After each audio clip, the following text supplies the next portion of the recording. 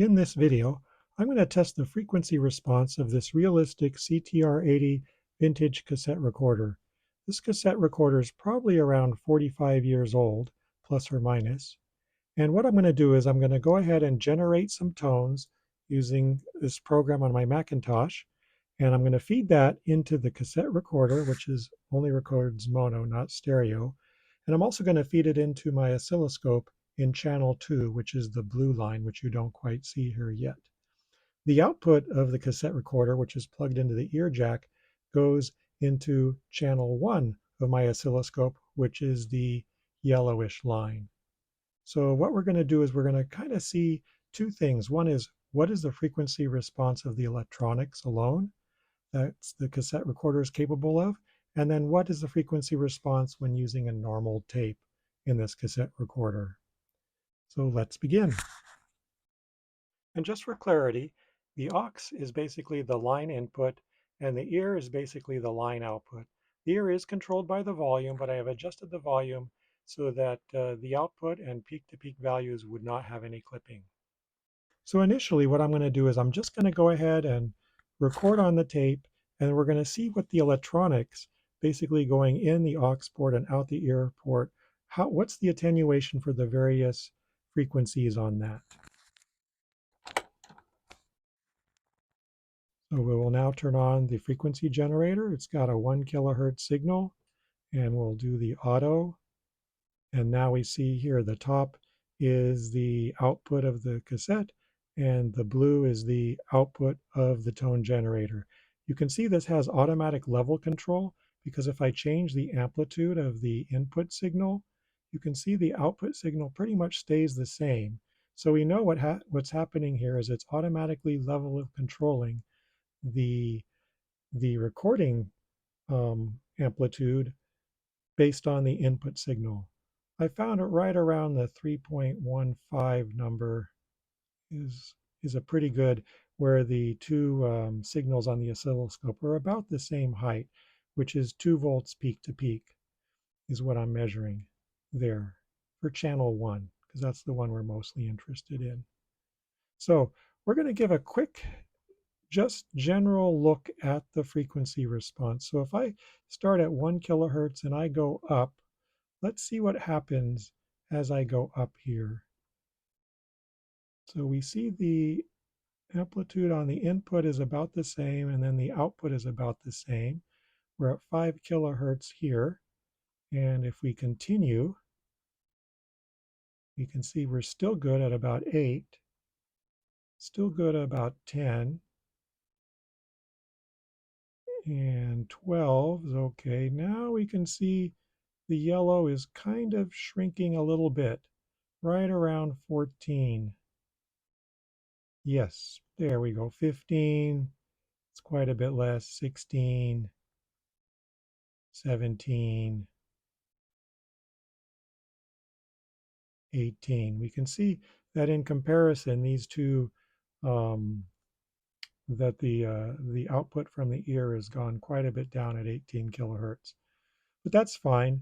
That means just the electronics in the cassette recorder are attenuating the signal right around, what did we say, 14? Yeah, right around the 12 we start to see it go down, and then 13 and 14 we can see there's probably close to 3 dB, 14 or 15 kilohertz. All right. Okay, so now from 1 kilohertz going down, let's take a look at how that looks on here.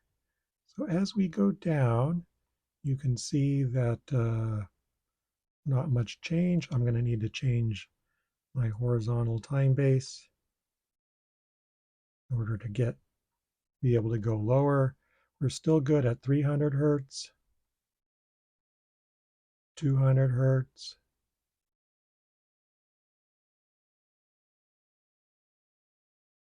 100 hertz,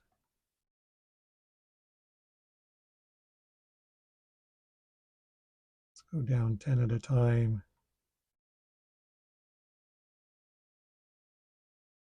Okay, yeah, right around 30 hertz, we're starting to see it go down. 20 hertz, you can definitely see the amplitude has reduced. And this program won't go any lower than 20, so that's as far as we go. But you can kind of see it, the yellow is losing amplitude there. And as we go up, right around 30, it's about the same. So electronically, I would say this is probably good from about, 30 till about 12, 13 kilohertz. Now we're going to check the frequency response of the cassette recorder recording onto the tape. I've got a 1 kilohertz signal going into the tape for a while here, and we can see the amplitude of the signal in and the amplitude of the signal out is about the same. Although at this point, we're only monitoring the input in case it attenuates for some reason, and we've already seen basically the tone generator doesn't really attenuate the output until you get to around 17 kilohertz. And I've already checked this cassette deck doesn't really go much above 10 kilohertz as far as tape recording goes. But let's go ahead and start. So we'll go ahead and change this to a time base that's going to work for 20 hertz, and we'll start there. So that's 20 hertz going in.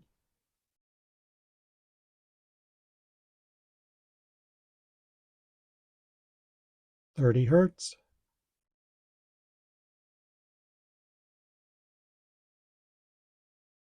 40 hertz,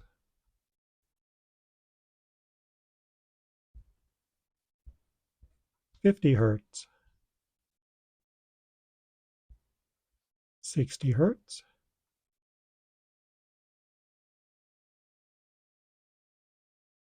80 hertz, 100 hertz.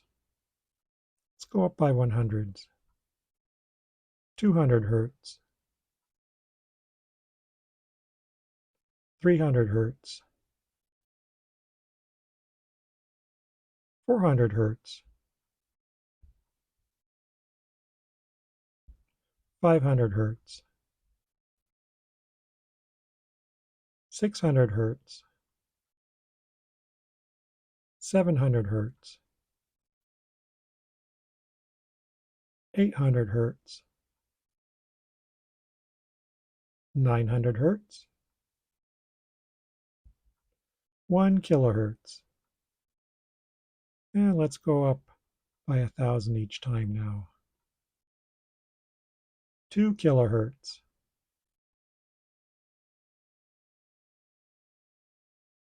3 kilohertz, 4 kilohertz, 5 kilohertz, 6 kilohertz, 7 kilohertz, 8 kilohertz, 9 kilohertz, 10 kilohertz, 11 kilohertz, 12 kilohertz, 13 kilohertz, 14 kilohertz. We can see the amplitude out of the earpiece is going down. 15 kilohertz, 16 kilohertz, 17 kilohertz, 18 kilohertz, 19 kilohertz. Now my input is going down a little bit as well. And 20 kilohertz, my input went down. The output is almost non-existent. So let's go back, let's play that, and let's see, measure the amplitude, and we'll then graph that on a chart and see what the frequency response is. Okay, so we've got our 1 kilohertz signal playing, and we can see that our calibration is going to be 1 kilohertz with about 2.8, 2.9, let's call it 2.9 volts peak to peak. This will change to 20 hertz in a second. There we go. So I'm going to go ahead and change the time base so that we could see 20 hertz, and we can see there's barely a signal there. It's not really detecting a frequency, but it was saying about 200 millivolts.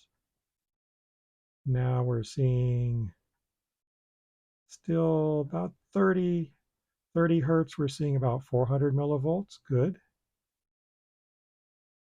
50 hertz, we're seeing about 560 millivolts, 600 millivolts. 60 hertz, we're seeing about 680. 70 hertz, we're seeing about 920. 100 hertz, we're seeing about 1 volt. 200 hertz, we're seeing about 1.68 volts. 300 hertz, we're seeing about 1.9 volts. 400 hertz, we're seeing about 2.0 volts. 500 hertz, we're seeing about 2.2 volts. 600 hertz, we're seeing about 2.4 volts. 700 hertz, we're seeing about 2.6 volts. 800 hertz, we're seeing about 2.7 volts. 900 hertz, we're seeing about 2.8 volts.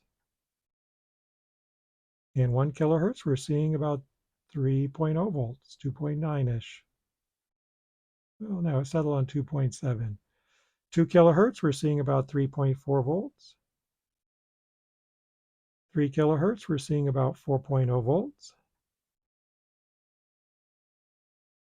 4 kilohertz, we're seeing about 3.8 volts, 3.9. 5 kilohertz, we're seeing about 2.9 volts, 3.0 volts. 6 kilohertz, we're seeing about 2.0 volts. 7 kilohertz, we're seeing 1.12 volts.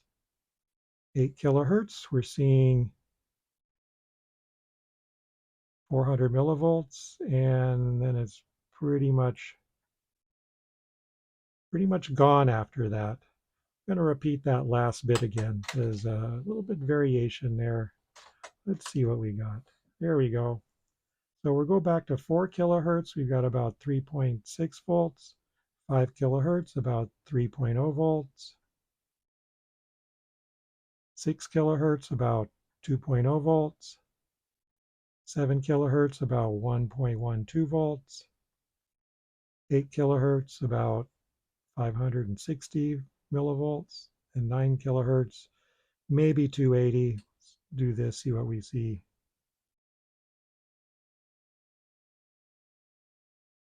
Yeah, no, it's basically noise there. You can see it's barely any signal, and we should turn channel 2 off. It's basically noise. So it rolls off pretty quickly there on this. So we can see that with this tape, with a normal tape, it rolls off pretty quick. I've entered all the numbers in a spreadsheet and then created a graph. So here's the frequency response graph. And as you can see, it goes from 20 hertz to basically 10 kilohertz. As you can see, the low frequencies really aren't that good. Basically, you start to get good values in recording right around the, I would say, 400, 500 hertz range. And then there starts to have a sharp cutoff right around the 6 kilohertz range. 5 kilohertz is basically 0 dB. And then from then on, it goes down quickly. Thanks for watching. If you enjoyed this video, please check out my other videos, including one where I test the frequency response of a vintage Sanyo Plus Series D45 cassette deck.